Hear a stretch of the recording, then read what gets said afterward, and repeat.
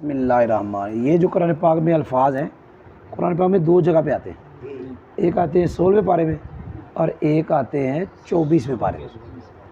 قل انما انا بشر مثلکم یوحی الی انما الہکم الہ واحد۔ قل یہ فعل ہے، فاعل اس کا اندر ہے انتا۔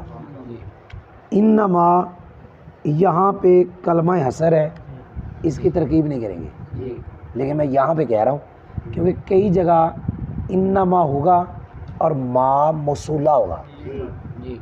ما کون سا ہوگا؟ لیکن یہاں پہ ما کافہ ہے، وہ ما کافہ انا کو عمل سے روک دیتا ہے۔ آنا یہ ضمیر مرفوع منفصل ہے، آپ پڑھیں گے آج ہی پڑھ لیں۔ آنا ضمیر مرفوع منفصل یا کوئی بھی ضمیر مرفوع ہو، ترکیب میں اکثر مبتدا بنے۔ بولو یہ کیا بنی؟ بڑی یہاں مبتدا بن گئی۔ اب باشر کیوں مرفوع ہوا؟ خبر ہو گیا جی۔ اگلا قاعدہ یاد رکھنا، یہ جو مثلکم ہے، کیا لفظ ہے؟ اس کی اضافت بھی ہو جائے نکرہ ہی رہتا ہے۔ کیا کہا ہے؟ جب یہ نکرہ ہے تو یہ کیا ہے؟ نکرہ، تو دو نکرے، یہ موصوف ہے اور مثلکم مضاف مضاف الیہ مل کے صفت ہے۔ یوحا فعل مجہول ہے، الیہ جار مجھول مل کے اس کے متعلق ہے، کس کے؟ یو آگے۔ انما کلمہ حصر ہے، الہکم کیا کہا؟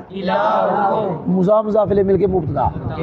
الہون یہ خبر بننی ہے، لیکن نکرہ واحد بھی نکرہ، یہ موصوف صفت مل کر خبر، مبتدا خبر مل کر بطویل مفرد ہو کر کیا کہا؟ اس کا نائب فعل، اس کا فعل اپنے نائب فعل اور متعلق سے مل کر جملہ فعلیہ خبری ہو، یہ بھی صفت کی تھی باشر ان کی صفت ثانی۔ باشر موصوف اپنی دونوں صفتوں سے مل کر کیا بن گیا؟ خبر، مبتدا خبر، جملہ اسمیہ خبریہ مراد اللفظ ہو کر مقولہ، فعل اپنے فاعل اور مقولہ سے مل کر جملہ فعلیہ انشائیہ۔ ترجمہ اعلیٰ سرکار نے کیا، کل مبو فرما دو انما انا بشر مثلکم، بے شک میں ظاہری صورت بشری میں تم جیسا ہوں، ظاہری صورت بشری میں تم جیسا ہوں۔ یوحی الیہ میری طرف وحی کی جاتی ہے کہ تمہارا خدا ایک خدا ہے، تمہارا معبود جی۔ کوئی سمجھ بھی آئی کہ نہیں آئی؟ الحمدللہ۔